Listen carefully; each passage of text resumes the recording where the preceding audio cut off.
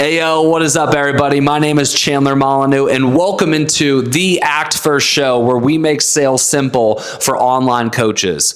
All right, y'all, I had an amazing experience this past weekend. I actually got to go to the president's house. Yes, I got to go to Donald J. Trump's house at Mar-a-Lago in Palm Beach, Florida. Now, I wasn't there to see Donald Trump. Donald Trump wasn't on the premises, although Sylvester Stallone was on the premises. I went there for a business event. This was actually the first and only business event that's been held at Mar-a-Lago. It was Patrick Bet-David's Sales Leadership Summit, and it was an amazing, amazing experience. Absolutely incredible to go to the 45th and 47th president's house, and I had a shit ton of takeaways. I could have written down 50 different points here, but I wrote down 7. I paid $7,000 for this ticket, and that was the cheapest possible ticket, right? So at the beginning of this year, I got pitched this event, and I was like, man, this would just be an amazing experience to say that you went to Mar-a-Lago, you went to the president's house, and I just bit the bullet. And the cheapest ticket you could buy was $7,000. Now, $7,000 got you to Mar-a-Lago, $7,000 got you into the room, but it didn't get you much else outside of that. The most expensive ticket for this event was $50,000. $50,000, right? And money's all relative, right? I'm sure the people who bought that ticket could afford it and didn't have to bat an eye, right? You know, for me, I got money, but $50,000 for a ticket is a lot, right? So I bought $7,000 for the ticket. The $50,000 ticket got you front row. It also allowed you to stay at Mar-a-Lago. So you actually got to stay on the premises for 3 nights. I didn't stay on Mar-a-Lago. I stayed 5 minutes down the street from Mar-a-Lago at a hotel called the Colony Hotel, which, quick side tangent, we'll get into the podcast here in a second. And basically the premise of the podcast, to introduce it, is I paid a lot for this ticket. It was an amazing experience to go to Mar-a-Lago to see this event. Like I said, I could come up with 50 points, but I came up with 7 points that I'm going to go over with you guys today. 7 of my biggest takeaways from the experience, but also from the event itself, like the content of the event. Now, before I get into that, I want to go on a quick side tangent, because Palm Beach is the island. That's like where Mar-a-Lago is, where all the rich houses are. And then there's West Palm Beach, which is just over the bridge. West Palm Beach and Palm Beach are massively underrated, right? Like, I didn't think much, like, I was like, oh, cool, it's going to be at Palm Beach, probably like rich retiree kind of area. But it was completely the opposite. Yes, there was rich retirees there, but it was young, it was vibrant, it had a downtown, it had sky rises, they were building even more. It was the cleanest city I've ever seen. Like, you could eat anything off the ground. The landscaping was insane. And this is no exaggeration. Like, it felt like a candy land. Every single bush was trimmed, meaning there was not a single branch on any bush that was higher than one another. There was not a single blade of grass that was taller than any other blade of grass. It was the most well-landscaped place I have ever seen. And it was insane amounts of wealth. Right, we would go out to dinner. People are pulling up in $500,000 Rolls Royces, Ferraris. Right, if you were driving anything but a supercar, that you were the minority. Like, the majority of people were driving supercars, and I felt extremely poor. But it was amazing. It was a really great experience. If you ever get the luxury to go to Palm Beach or West Palm Beach, I highly suggest it, just to see, like, wow, this is really like luxury living. It was really cool. And like I said, I was really taken back by how young it is, how vibrant it is, how, like, you know, there's tons of coffee shops, restaurants, how big it is as well. Like, on a scale, like, it's a really big city. Like, not a super, like, there's not going to be tons of high rises and things like that. There are, but like the scale of the city, how big the city is, it's a pretty big city. I was really, really impressed. Even to the point of, like, Caitlin and I were like, should we move here? Should we find an apartment here? It was really cool. All right, let's get into it. 7 talking points. Talking point number 1, successful people have insane attention to detail. Now, you've heard that before. I've heard that before. I'm going to hope to take it to the next level because I got to experience it, right? I thought I had really good attention to detail. You might think you have really good attention to detail. So highly successful people have insane levels of attention to detail, and I learned that through experiencing it this past weekend. All right, let me talk you through the event. Okay, just put this into perspective for a second. Donald Trump, 45th president. He's now currently our 47th president, okay? Now, this is the first and only business event in Mar-a-Lago. So the attention to detail it takes to become the first business event in Mar-a-Lago while Donald Trump is the sitting president, right? Think about the security loops this guy had to jump through. There was insane amounts of Secret Service there. Literally every area of the property had a camera. There was Secret Service all over the property. We had to get bussed into the property. They have a parking lot next to the actual property that everybody who enters the property has to go through this parking lot. They check the cars.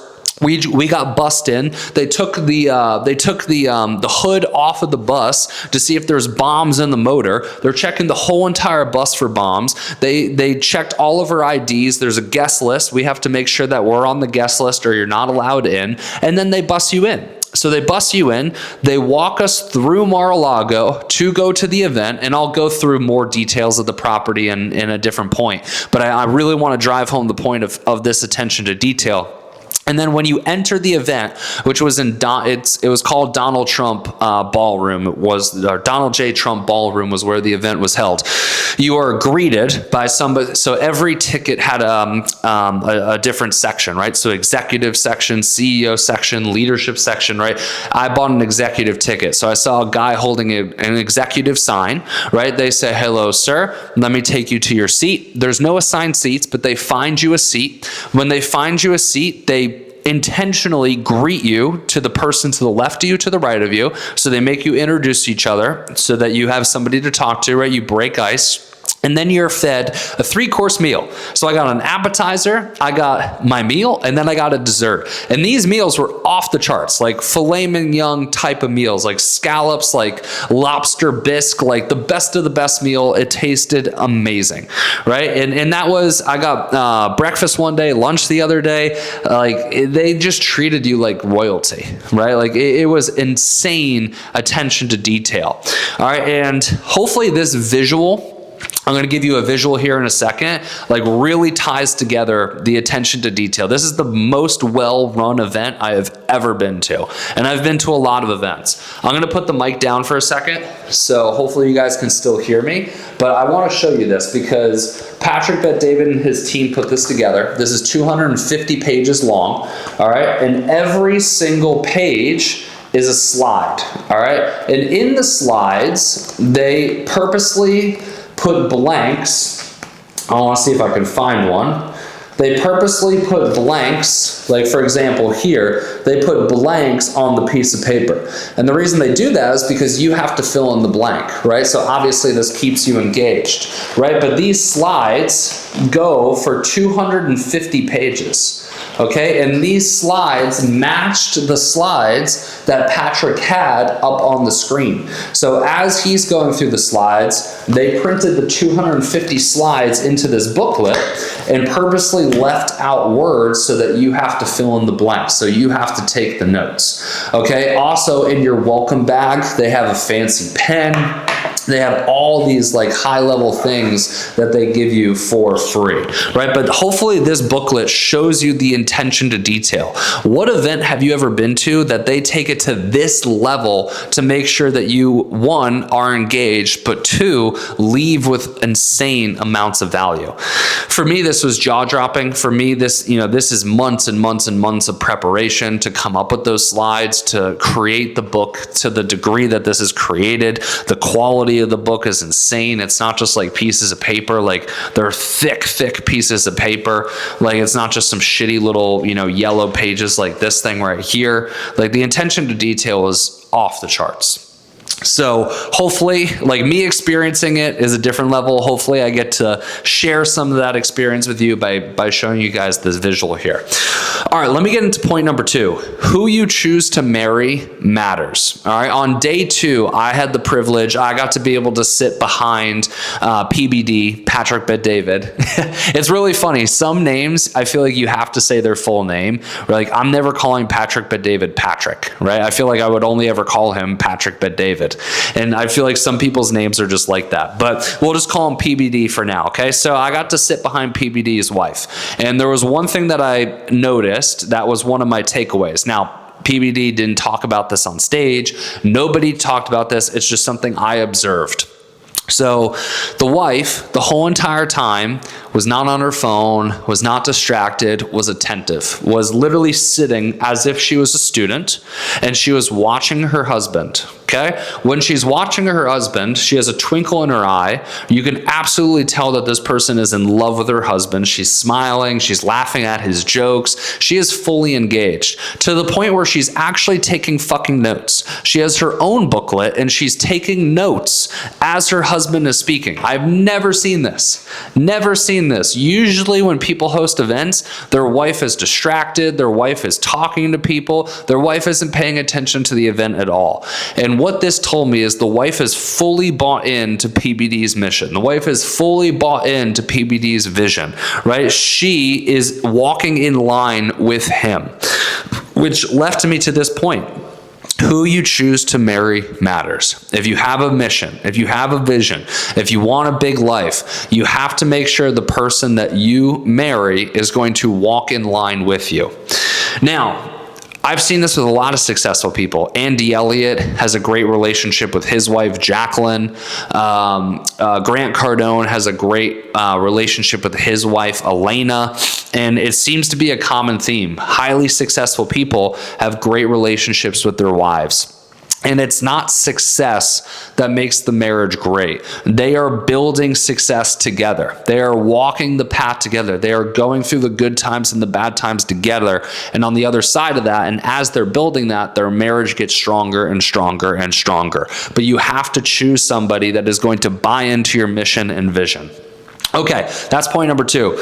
My third takeaway, there is always another level. There is always another level. I felt so fucking poor. I've never felt so fucking poor in my life. You know, driving down, okay, like I said, I'm staying in the Colony Hotel, okay? The Colony Hotel we got it for $700 a night, all right? I don't know why it was $700 a night, because most nights this is costing anywhere from $1,000 to $2,000 a night. When we pull up, I'm literally wearing a tank top and gym shorts, okay? So when we got off of the plane and we Ubered to the hotel, I'm wearing a tank top and gym shorts. When we pull up to the hotel, everyone's wearing suit and ties. Everyone is really dressed up. There's Rolls Royces out in the front. There's Bentleys out in the front. There's Ferraris out in the front. They're greeting you with a glass of wine, right? And we're just like, holy shit, we are way underdressed. We look really poor right now.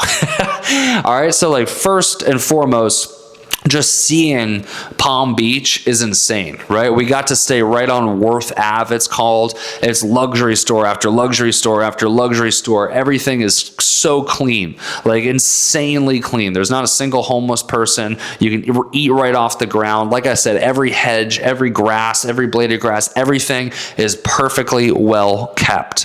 All right, then I get in my Uber ride. I'm going to Mar-a-Lago for the event, right? We're driving on Palm Beach, the famous road with all the rich houses. I'm looking to my right. My jaw is just like, like, holy shit, there is so much wealth here, right? We go into Mar-a-Lago.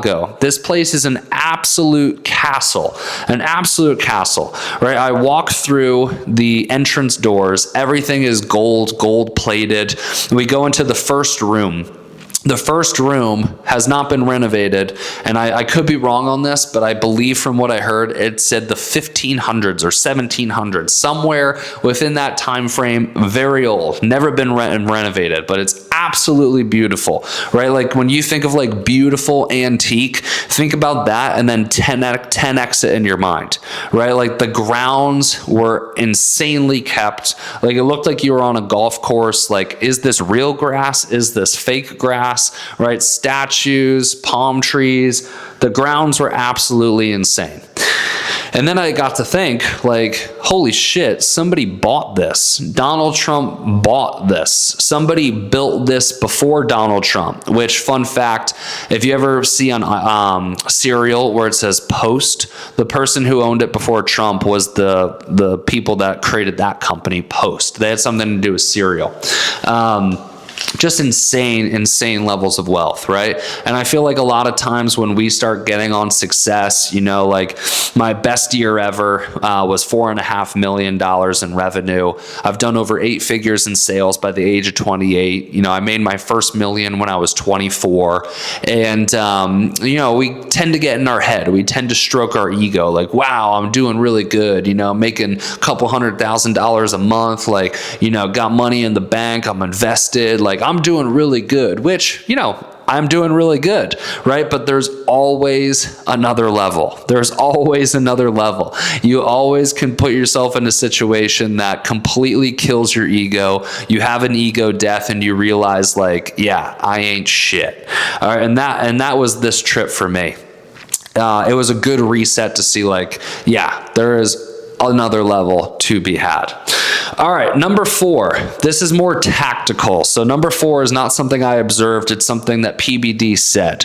All right, in initial interviews, it's hard to know long-term truths about somebody's characters with questions. Instead, it's better to look at their background, okay? So a lot of times when we interview somebody, we ask them questions like, are you a hard worker? Are you loyal? Tell me about your experience with this, right? And what we're hoping to do is we're hoping to find out about somebody's character, right? It's very hard to find out about somebody's character through an interview, right? Through asking them questions. So PBD instead said, sure, he'll ask questions and see how they respond to questions, but really he's trying to learn about somebody's background. So the questions are more focused around finding out this person's life experience, finding out, you know, more about this person and the background of this person, right? Like, do they play sports? If they play sports, they've probably gotten a lot of feedback in their life. So they're probably good with feedback. They're probably competitive. Do they have a family? If they do, they probably have traditional family values. They're probably more loyal.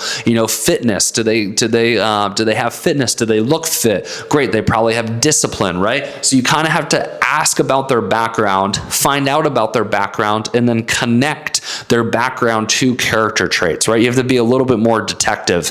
And I've never really heard it said that way. I've always just asked questions and tried to figure out about their character that way, but instead ask questions about their background and then connect the dots. I thought it was great. All right. He said this over and over and over again. This probably is not something new for you. This is going to be a reminder, but it's better to be reminded than it is to be taught. But he said this over and over and over again, right? So if Patrick Bet-David, somebody who sold his company for multiple hundreds of millions of dollars, somebody who is a part owner of the New York fucking Yankees, right? If he says this over and over again, it's probably true. Speed of execution is the number one reason that you're losing, right? You have an idea, you have a thought, you have a change that needs to be made, but you are sitting on your hands and you're moving too slow. Speed of execution is the number one reason that you lose, but it also can be the number one reason that you win. So move quicker, make decisions quicker, take action on decisions quicker. He said this probably 3 to 4 times throughout the event. Okay, here's another tactical sales one, especially if you're managing salespeople. Define a perfect week for your sales reps and incentivize based on that perfect week, right? So he said in his company, his insurance company, he created a perfect week. This is, you know, how many closes you should have in a week, how many follow-ups you should do in a week, you know, how many whatever referrals you should get in a week, whatever the metrics are that your salespeople produce, right? You should define how many of those they should do in a week. Then you would create a scorecard where at the end of the week, you can see if your sales rep had a perfect week, meaning they met all of the requirements, or if they didn't have a perfect week. Then he made it a game. He gamified it, right? if you had X amount of perfect weeks, you get X bonus, right? So he gamified it. And this is something they talked about a lot at the event. If you are going to run a sales team, if you are going to have salespeople, you need to gamify their role. They are very competitive. They're very scoreboard driven, leaderboard driven, and they want to have incentives that they can hit. They want to have milestones that they can hit. And I thought this was a perfect way to do it. Define what a perfect week is. Create a scorecard, and then create incentives based around consecutive repetitive perfect weeks. So if they have 10 perfect weeks in a row, they get XYZ bonus. Okay, my seventh and final point. This is something Patrick Bet-David said as well. Recognize based on savings, not on income. So this is more about personal finance. But a lot of people will buy themselves something when they hit a certain level of income. Oh, I'm making $10,000 a month now. Let me go buy a new car. Oh, I'm making $30,000 a month now. Let me go buy a new apartment. It's a bad way to do it. It's a fast track to make sure that you never live above your means, that you always, or that you never live below your means. It's a fast track to make more money, but then end up spending it and still being in the same position of being broke. Instead, you want to incentivize based on savings. Okay, I have $100,000 in the bank now. Now I'm going to go buy XYZ. When I get to $500,000 in the bank, that's when I'll buy the Lambo or whatever it is. Okay. And quick little side note, he said you should never buy a Lambo unless you have at least $500,000 in the bank. So I thought that was kind of cool too. But recognize based on savings, not on income. So if you want to buy something, set a savings goal, not an income goal. All right, y'all. Those are my 7 biggest takeaways from the event. Hopefully, I saved you $7,000. I would still pay, even if you watch this video, if they do this event again at Mar-a-Lago, I would still pay the $7,000 again just to be in that space, just to be around that level of success, just to be able to experience what I experienced. It was worth way, way, way more than what I paid. So thank you guys. If you guys enjoyed this, make sure to subscribe, leave a thumbs up, and I'll see you in the next one. Peace out.